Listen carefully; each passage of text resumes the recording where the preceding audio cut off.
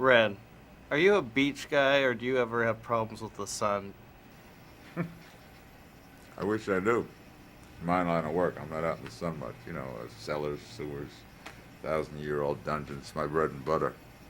10 years ago, I bought a tube of sunscreen. Still sealed. I should get a refund, right? I would. Now, when did you first realize your strength? I mean, did this kind of present a problem with being a baby? Well, I was in the crib, cribs. I crushed about a dozen, before they built the special one kind. It's more of a cage, really. But it had cushions. It was, comfortable. Well, as far as superpowers go, there was a matter of my diapers. Oh, wow. Diapers, eh?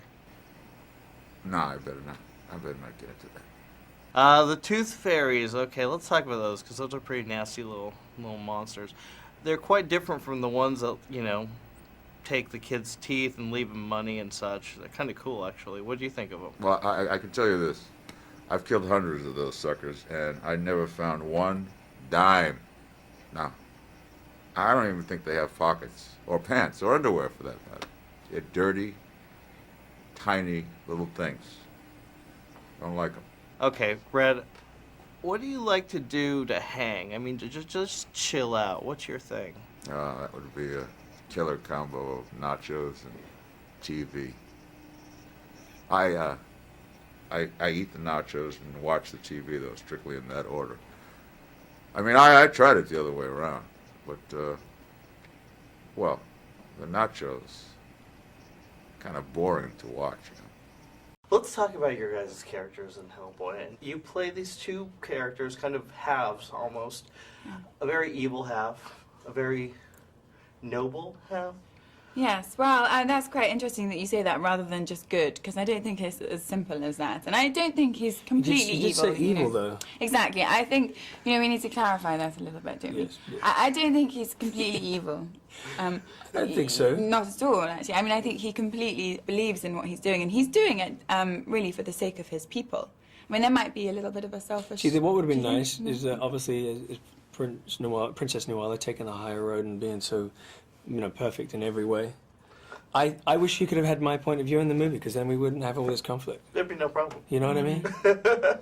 See, now I'm just confused. Yes, but we both have our honor, and, we have to stick to that. Yes, it's true. Well, as you said, there is kind of he's doing it because he wants the monsters and the people like you to be free. Exactly. And that's it. So, yeah. It's in a way, I suppose, that maybe is not evil, but just maybe his ways of going about it aren't. Yeah, they may be misguided. Yeah, misguided. Yeah, a little corrupt. But you know what I think is interesting that you're saying, like Anna said, you didn't say good or bad, or good or evil. You did say evil, but it's well, I like evil. So right. Okay. Whole different story. But the thing is, it's typically Guillermo he doesn't want it to be black and white or just simply A to B. There has to be some. Yeah, there's so much more to it. And because they're almost really the same person, you can't separate them and draw a line in the middle of them because they're too close, And as playing a brother and sister in this movie, we had constantly had to try and work out where was that divide, because we actually physically, as you've seen in the movie,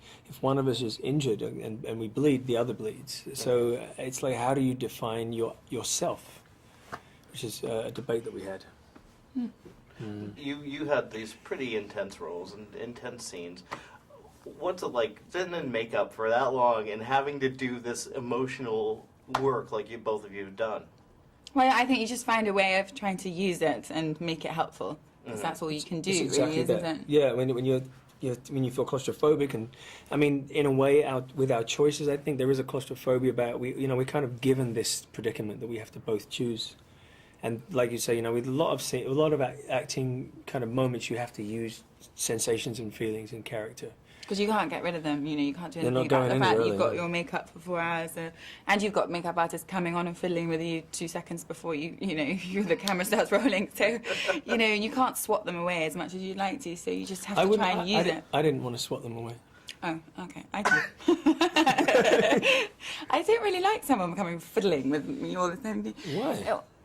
Well, Okay, no, we're not going to go there. No, seriously, it must be kind of weird. It though. is weird. Yeah. No, of course it is. Of course it is. So you do have to find a technique that enables you to sort of not find that a problem, and if it does annoy you, to feed that into what you're doing, I suppose. And It's also like shutting things out sometimes and being Yes, like it's oblivious focus. to things is kind of like you can use that as a single-minded premise as well. Like you Yeah. can say nothing will disturb this train of thought. exactly.